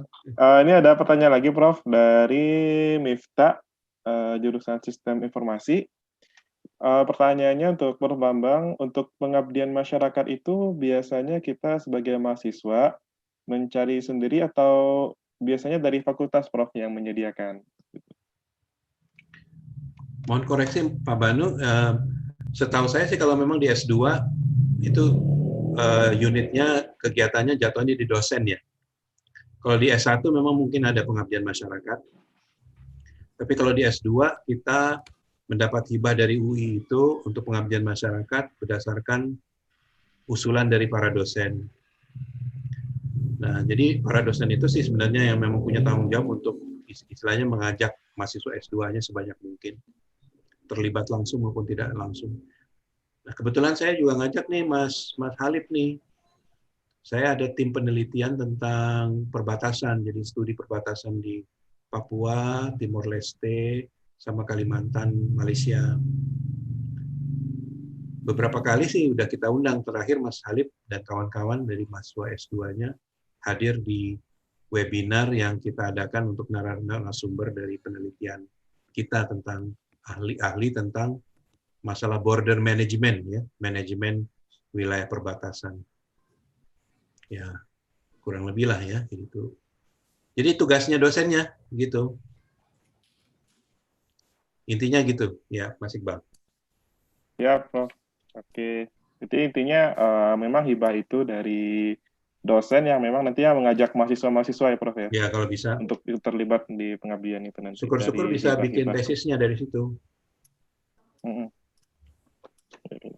Oke, terima kasih Prof Bambang. Ya, terima kasih. Kemudian nih ada pertanyaan lagi buat Pak Banu dari Hanasa, PNJ, Teknik Informatika. Ini pertanyaan untuk Prof Bambang dan Pak Banu ternyata. Pertama, judul tesis itu biasanya diambil dari mana? Apakah teknologi semakin cepat dan juga menyesuaikan? Yang kedua, biasanya program dan peran pengabdian di masyarakat untuk mahasiswa magister dalam segi apa, Pak? Mungkin saya silakan ke Pak Banu dulu ya, mungkin Ya. nanti bisa bergantian dengan Prof Bambang gitu ya. Ya, izin Silakan Pak Prof. Banu. Ya, bismillahirrahmanirrahim. Jadi sebenarnya mungkin tadi melengkapi yang Pak Bambang sedikit sebelumnya. Jadi kalau di UI ini memang mahasiswa S1 privilege-nya luar biasa ya, dan itu menyenangkan sebenarnya jadi mahasiswa S1 di UI mestinya. Asal dia bisa mau mengoptimalkan pilihan pendanaannya bahkan berlimpah luar biasa. Ada PKM, ada segala macam. Mungkin beberapa teman yang sekarang S2, S1 sempat ikut PKM ya. Tapi kalau di UI, PKM ada, support yang lain juga ada. Dan UI memang anggaran pengabdian masyarakatnya lumayan besar. Tahun 2018 itu 68 miliar kalau nggak salah. Jadi memang sangat banyak ruang-ruang pengabdian yang disupport. Asal kita memang mau mensupport itu. Kalau S2 betul, jadi memang harus. Jadi kalau teman-teman Himpas yang tertarik untuk ikut pengabdian masyarakat, ya memang cari informasi mana dosen yang punya banyak aktivitas Pengmas. Sebenarnya gampang dicari listnya, masuk ke UI, di RPM, ada tulis list, bahkan ada penerima hibah. Misalkan saya kemarin baru di email sama UFE ya, fakultas ada penghargaan buat penerima hibah Pengmas gitu, terus ada list nama-nama dosen, alhamdulillah ada nama saya di situ. Karena saya emang suka ngerjain proyek-proyek pengabdian masyarakat. Nah itu nama-nama itu kan bisa dicari. Jadi kalau teman-teman Himpas pengen punya program pengabdian masyarakat, mungkin kuliah tidak terlalu gampang, pengen ada kerjaan lain di luar kuliah gitu. Nah itu bisa tuh. Syukur-syukur kuliahnya inline dengan pengabdian masyarakat. Syukur-syukur seperti yang Prof Bambang tadi bilang, syukur-syukur memang itu bisa jadi modal untuk mengumpulkan bahan di tesis dan seterusnya dan seterusnya. Gitu. Jadi akan sangat optimal. Jadi segi apa ya, namanya pengabdian ya pasti pengabdian masyarakat. Mesti ada aplikasinya. Ada pengabdian yang sifatnya area base. Misalkan kita di tadi wilayah perbatasan. Atau saya pernah membantu pembentukan BPRS di Halmahera atau saya pernah ke Pulau Larat misalnya itu yang di bawah Maluku Tenggara. Maluku mana tuh ya, ujung lah pokoknya dari Yamdena itu ke kanan lagi itu Laut Arafura. Ya. Itu Tenggara. Itu Maluku Tenggara Barat ya, MTB kalau nggak salah. Nah itu tentu mengaplikasikan ilmu, makanya nanti kita pengaplikasian ilmu pengetahuan, esensi utama dari pengabdian masyarakat kan sebenarnya itu. Jadi kayak saya biasa bantuin bank syariah di Jakarta, bisa nggak bikin bank kecil di daerah gitu yang bisa meningkatkan inklusi keuangan, bisa meningkatkan literasi keuangan di daerah dan seterusnya dan seterusnya. Maka ini wilayah pengabdiannya. Dan support UI memang ke dosen kalau anak S2. Jadi kita juga bisa membantu dosen dalam hal ini dan ini bisa jadi sesuatu yang sangat bermanfaat dan menyenangkan rasanya. Jadi ilmu itu saya tuh sering diingetin sama bapak saya. Kebetulan bapak saya juga dosen gitu ya, jadi sering ingetin kalau punya ilmu tapi nggak ada manfaatnya buat apa gitu. Jadi kalau sering nanya ke saya, ilmunya udah dimanfaatkan buat apa saja gitu. Jadi saya mesti report ke bapak saya, saya udah bikin ini. Dan memang jawaban paling banyak di pengabdian masyarakat gitu. Kamu belajar ekonomi syariah terus apa ya. Jadi enak gitu. Jadi pengabdian masyarakat itu sebenarnya konteksnya ke sana. Dan itu akan jadi menyenangkan karena ilmu kita jadi aplikatif dan kita jadi merasa, ternyata yang kita pelajari ini nggak cuma di atas kertas. Yang kita pelajari ini bisa membantu menuntaskan masalah-masalah di masyarakat. Dengan saya membantu misalkan membuat BPRS di Halsel gitu. Karena di sana itu masih sedikit sekali bank. Bahkan BRI aja pakai kapal itu datang seminggu cuma 2 kali. ada bank BPD Maluku malah nggak ada cabang di situ misalnya. Jadi begitu kita inisiasi bank kecil dan memang bank gitu ya, jadi bukan koperasi atau apa, sehingga akuntabilitasnya juga bagus gitu. Oh, itu jadi solusi bagi banyak hal gitu. Jadi kita jadi ngerasa, oh ternyata yang kita lakukan itu dampaknya luar biasa, bisa membantu menyelesaikan masalah ini dan seterusnya. Dan menurut saya itu menariknya pengabdian masyarakat. Jadi kita tujuannya nggak cuma jadi paper gitu, tapi kita bisa bridging knowledge to public policy. Jadi kita bisa menjembatani pengetahuan kita ke kebijakan-kebijakan publik yang bermanfaat langsung di masyarakat dalam banyak hal. Saya pikir teman-teman yang di sosial terutama ya, ini terbuka sekali pintunya untuk pengabdian masyarakat. Malah yang agak susah mungkin yang teknik ya, atau science gitu, murni mungkin agak sulit gitu. Karena banyakkan di lab dan seterusnya. Tapi kalau yang sosial, saya pikir ini justru ladang yang luar biasa. Termasuk kalau kembali ke pertanyaan pertama, ya bisa jadi ngambil judul tesis dari situ temuannya. Misalkan studi literasi keuangan di wilayah tadi, misalkan Mas Halib gitu ya, misalkan karena ke perbatasan Papua, di perbatasan Papua misalkan, atau apa gitu. Kalau orang ekonomi, Halib tuh FISIP ya, jadi mungkin yang lain gitu ya. Intinya kita semakin banyak aktivitas itu di masyarakat, kalau kita peneliti kan langsung celing-celingnya banyak ya. Oh ini kayaknya bisa jadi judulnya, bisa jadi topik. Atau minimal jadi tulisan. Minimal jadi tulisan sederhana yang masuk di koran lokal pun itu udah memberikan perspektif yang baik gitu. Saya ingat beberapa tulisan saya masuk di media lokal, ditelepon orang dari timur gitu, agak aneh. Tapi fine gitu. Karena mereka kemudian merasa ide yang menurut kita biasa aja, unsur kebaruannya itu tinggi di sana.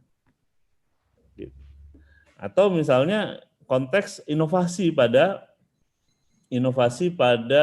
penelitian kita, kemudian kita jadi ketemu, oh ini akan lebih manfaat kalau gini. Jadi ketemu cara baru dalam mengajarkan sesuatu misalnya. Itu kan ada novelty di situ, ada inovasi di situ. Yang itu ketemu karena kita ke lapangan.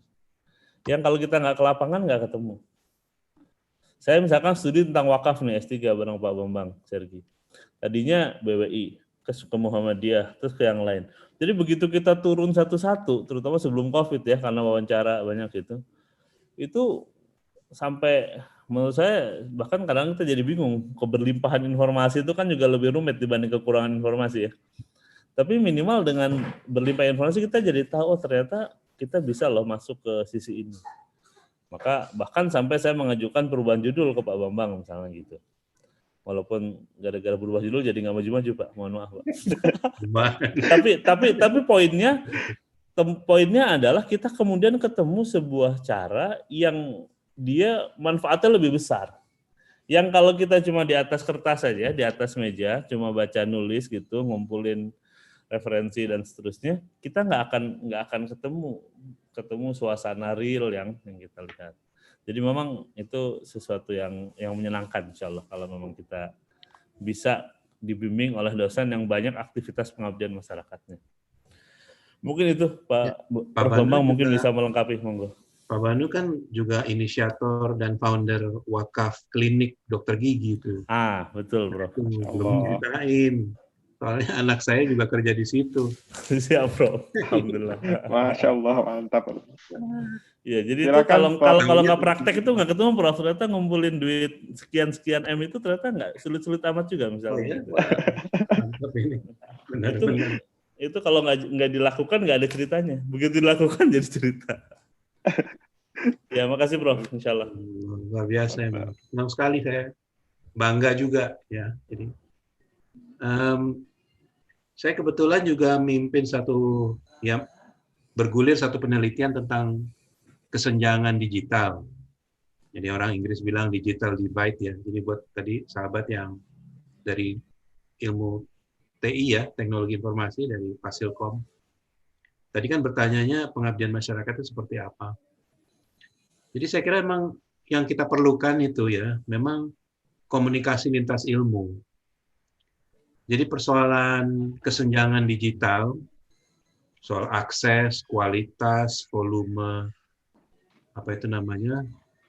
jaringan ya, itu semua multidisiplin.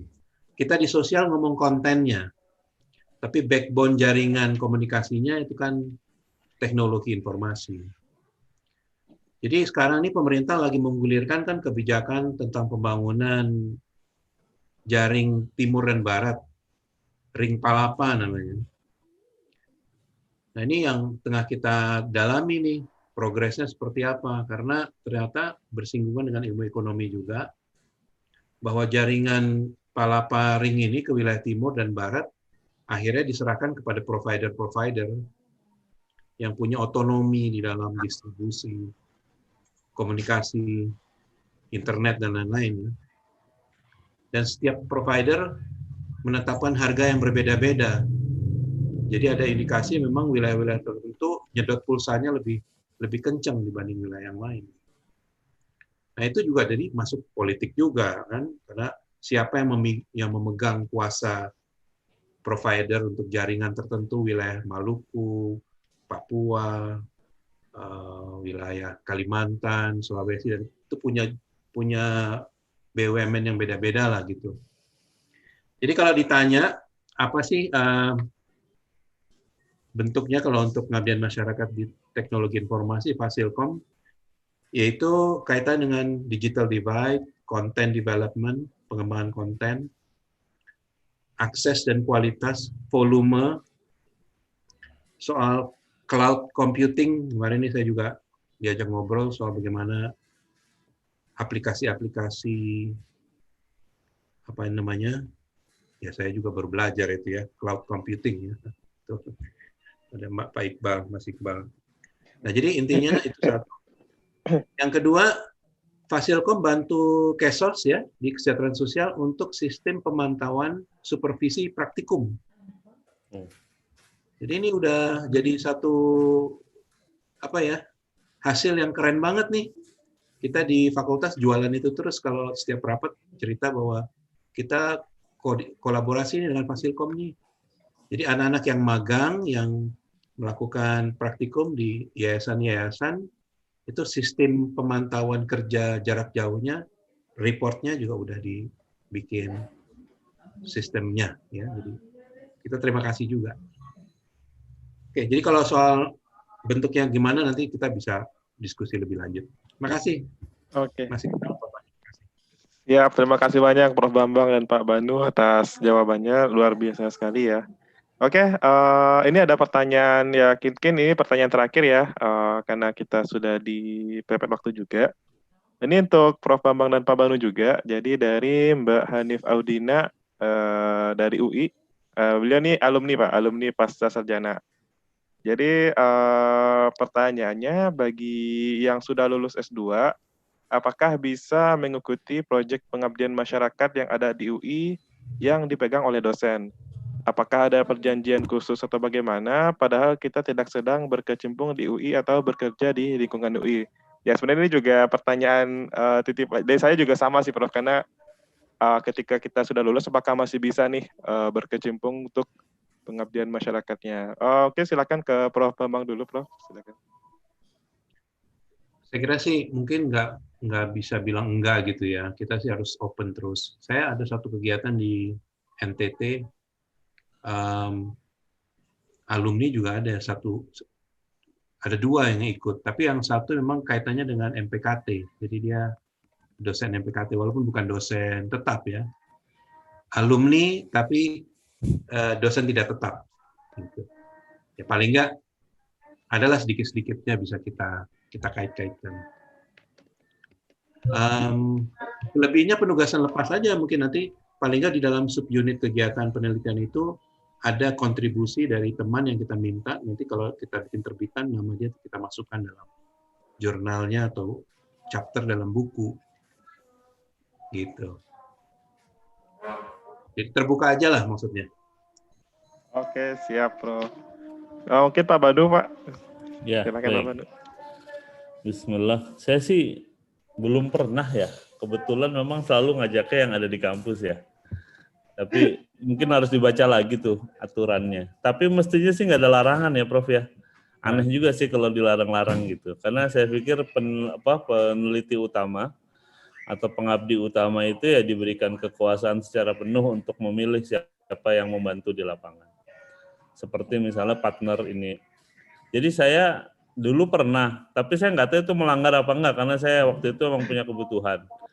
Tapi misalkan saya pernah ngajak, jadi ini pengabdian di mana ya waktu itu ya, di timur juga lah, di Maluku, saya lupa Maluku sebelah mana. Saya ngajak teman saya yang punya perusahaan IT, karena kebetulan kita pengen ngasih solusi IT untuk permasalahan di Pemda di sana gitu. Tapi pengabdian masyarakat tuh. Nah, tapi saya masukin ke tim. Tapi sama UI boleh-boleh aja sih, nggak ditanya. Tapi saya memang sebenarnya nggak meminta izin ke UI, saya cuma masukin. Dan memang tulisannya emang alumni ITB, saya tulis ya pokoknya pendidikan. Jadi pas masukin di borang siapa tim apa yang membantu gitu ya, ini ada yang mahasiswa bimbingan saya, ada yang anak ITB itu, saya tulisin aja dan terus ya lolos tuh, dapat pembiayaan lumayan 85 juta atau berapa gitu. Yang penting outputnya juga ya, output base, betul, output base itu yang paling penting karena kemudian UI kan juga mengkalkulasi itu ya, ada manfaat yang dihasilkan gitu. Ya. Dan memang outcome-nya terasa sekali kan, termasuk testimoni dari kepala daerah. Makanya setelah itu saya ingat ada beberapa kepala daerah diundang ke UI untuk MOU terkait kerjasama UI dengan daerah tersebut. Salah satunya itu daerah yang saya bantuin ininya, e-gov-nya, jadi e-government lah, arahnya ke e-government. Jadi gimana proses penggunaan APBD itu bisa dibuat lebih transparan. Jadi publik itu tahu dengan spesifik pemanfaatan dana-dana APBD secara real time gitu. Kita bantu di situ. Itu kira-kira Pak Iqbal. Jadi kalau ditanya boleh apa enggak, saya secara aturan formal mesti dicek lagi. Tapi saya pernah tahun 2015 dan bisa gitu. Siap. Kira-kira gitu. Oke. Terima kasih Pak Banu, Prof Bambang. Sebenarnya ini juga jadi pertanyaan yang relevan ya buat terutama bagi saya pribadi juga karena memang di dunia kerja mungkin kita nggak punya kesempatan sebanyak ini ya untuk melakukan pengabdian masyarakat dibandingkan ketika kita masih jadi mahasiswa. Oke, makasih banyak Prof Bambang dan Pak Banu. Mungkin terakhir saya minta closing statement nih dari Prof Bambang dan Pak Banu terkait dengan teman-teman yang baru sebagai mahasiswa baru dan mungkin mahasiswa yang tidak baru lagi ya gitu. Mungkin silakan ke Pak Bambang dulu, Pak Prof Bambang dulu. Ya mungkin ya saya kira semangat, tentu berdoa terus, mudah-mudahan kita dapat kemudahan, selalu diberikan jalan kemudahan, dan dilindungi ya, dan semoga nanti semua apa yang diharapkan bisa tercapai cita-citanya semuanya. Mungkin. Amin. Amin. Ya, dari saya, bismillahirrahmanirrahim. Yang pertama, sebagaimana yang tadi awal saya sampaikan, ini fondasi yang paling penting. Dijaga niatnya, diluruskan niatnya kalau belum lurus. Ilmu itu sesuatu yang meningkatkan derajat kita di hadapan Allah. Ilmu itu akan menjaga kita. Kalau harta, kita yang sibuk menjaga. Kalau ilmu yang menjaga kita. Satu, karena itu niat itu jadi penting. Yang kedua, memang yang paling penting kita belajar itu punya passion. Jadi begitu kendor semangatnya dan seterusnya, kita memang harus ada di lingkungan yang mendukung kita untuk terus semangat belajar. Yang ketiga, mungkin tips saya, mungkin karena saya nggak tahu agak idealis atau apa ya, tapi buat saya ini penting gitu ya. Kita mesti punya satu goals yang sifatnya tinggi gitu ya. Misalnya kita memang pengen, walaupun mungkin konsekuensinya lulusnya lebih lama misalnya gitu. Jadi kalau ada pilihan 4 semester lulus S2 atau 5 semester tapi kita meneliti sesuatu yang kita happy dengan penelitian itu, saya menyarankan 5 semester. Bahkan kalaupun harus 6 semester tapi kita bahagia dan kita memberikan kontribusi akademik yang baik, ambil yang 6 semester. Dibanding asal lulus tapi nggak optimal. Tapi ya kalau memang tuntutannya sudah harus lulus ya, kata banyak orang, tesis yang baik itu tesis yang selesai gitu. Saya sendiri Saya sendiri kalau S2 udah selesai, S3 yang belum. Mohon doanya juga. Terima kasih dan mohon bimbingannya. Assalamualaikum warahmatullahi wabarakatuh. Waalaikumsalam warahmatullahi wabarakatuh. Terima kasih banyak Prof. Bambang dan Pak Banu Muhammad atas sharing-sharingnya dan ilmu-ilmunya yang mudah-mudahan menjadi manfaat juga bagi kita semua yang hadir di sini dan terutama bagi Prof. Bambang dan Pak Banu.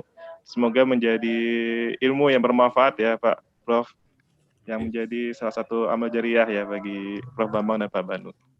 Oke, saya dapat request nih untuk foto bersama Pak, foto online bersama. Jadi teman-teman silakan ya nyalain kameranya, kita bakal foto online bersama. Karena ini silakan dinyalakan. Saya tunggu sekitar 1 menit ya. Silakan dinyalakan kameranya.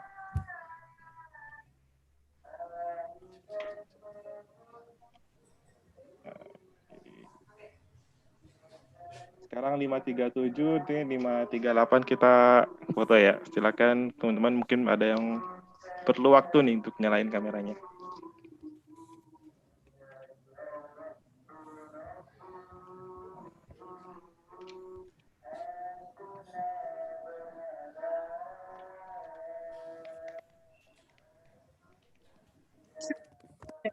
Jadi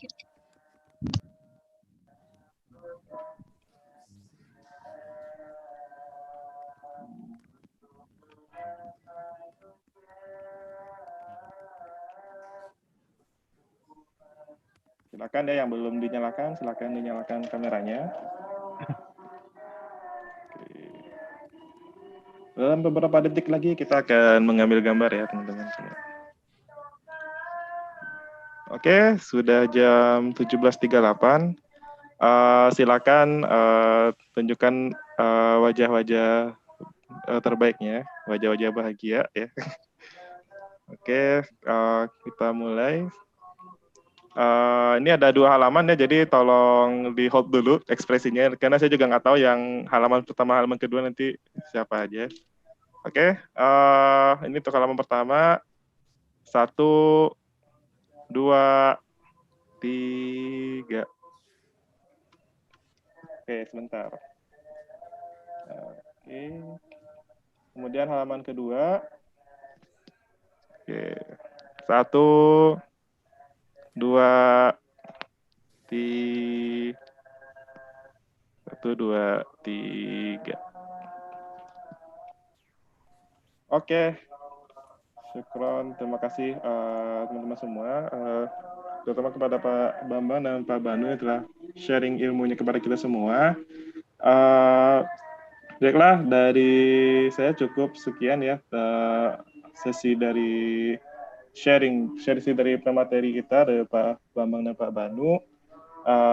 Kemudian selanjutnya saya serahkan kembali ke moderator Mas Iqbal Kurniawan ya. Jadi beliau ini juga sama saya, namanya sama, jurusannya juga sama nih, sama-sama teknik mesin ya. Oke, silakan Mas Iqbal. Terima kasih, saya tutup. Wassalamualaikum warahmatullahi wabarakatuh.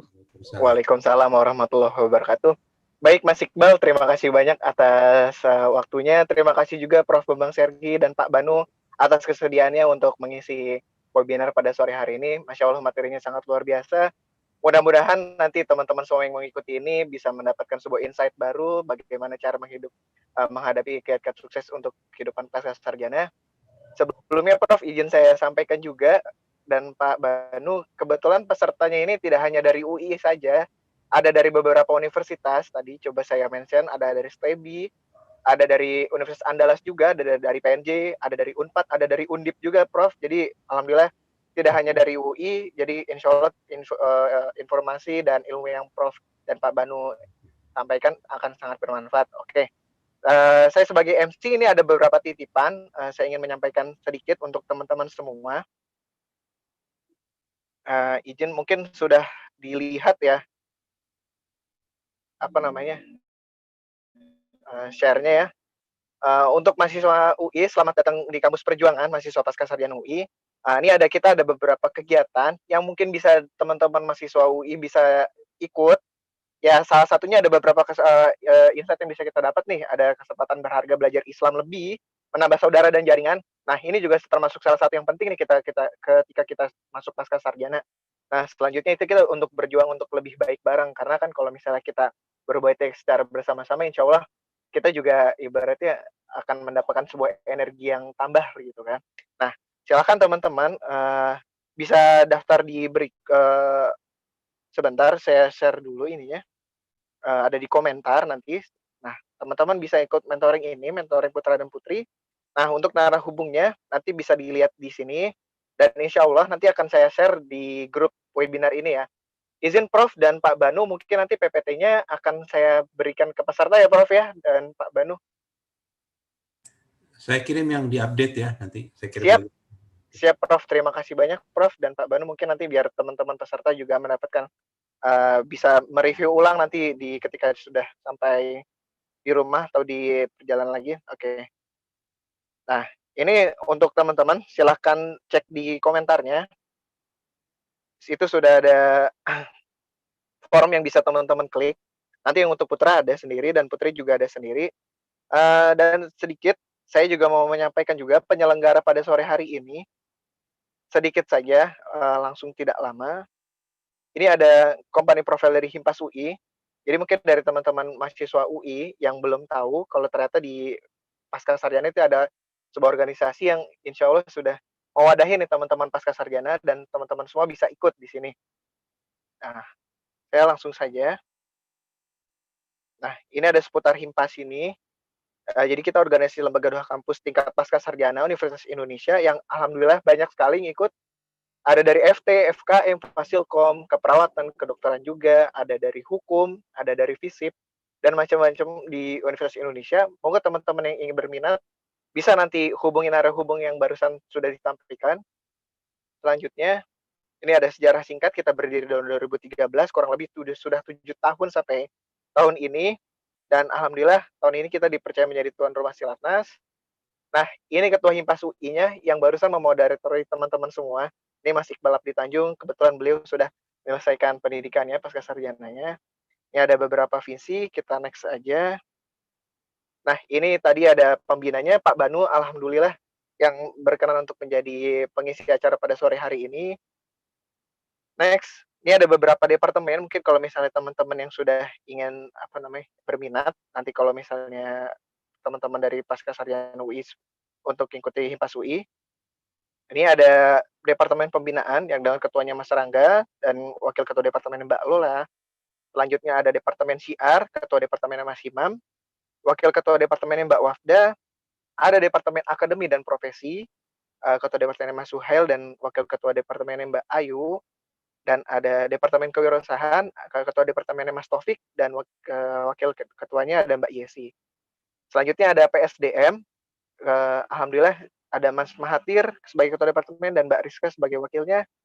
Dan selanjutnya ini ada departemen terakhir, Departemen Komunikasi dan Informasi. Saya sendiri sebagai Ketua Departemennya dan wakilnya ada Mbak Yuni Listiani. Kurang lebih seperti itu yang bisa kita sampaikan. Nanti ada beberapa agenda yang teman-teman bisa ikuti nanti, teman-teman pasca sarjana. Kebetulan kita akan ada ini, Muslimah berbicara. Sini sudah dilaksanakan semua kemarin. Nah, ini ada upcoming-nya, ada sekolah pernikah. Ini materi yang sangat ditunggu-tunggu mungkin teman-teman yang masih jomblo. Terus ada sekolah ilmiah pasca sarjana, ada launching antologi karya, sini sudah semua. Ada Silatnas yang insya Allah akan kita laksanakan pada bulan November besok. Ada gathering Himpas, Mas UI Bertanu, dan seminar Himpas UI. Nah, banyak lagi. Oke, mungkin seperti itu yang bisa kami sampaikan. Sebelumnya, saya selaku MC pada sore hari ini mengucapkan sekali lagi terima kasih kepada Prof. Bambang Sergi, Pak Banu, Mas Iqbal yang sudah memberikan materinya yang luar biasa sekali, dan kepada teman-teman semua yang tidak hanya ternyata dari UI saja. Kebetulan tadi pesertanya hampir 78 peserta Prof, karena kan ada yang keluar masuk. Jadi kami sudah menotalkan tadi kurang lebih seperti itu. Mengakhiri pada sore hari ini, mari kita baca hamdalah bersama-sama. Alhamdulillahirabbil alamin, dan ditutup dengan doa kafaratul majelis. Subhanakallah bihamdika asyhadu an la ilaha illa anta astaghfiruka wa atubu ilaik. Terima kasih banyak Prof Bambang, Pak Banu, dan rekan-rekan semua. Telah selesai rangkaian webinar pada sore hari ini. Jangan lupa untuk ikuti sosial media Himpas UI, ada Himpas_UI di Instagram atau di Twitter dan di Facebook, dan kita juga punya website. Nanti bisa teman-teman cek sendiri, kita juga banyak mungkin informasi teman-teman yang butuhkan. Demikian kegiatan Pak sore hari. Terima kasih banyak. Wassalamualaikum warahmatullahi wabarakatuh. Waalaikumsalam warahmatullahi wabarakatuh.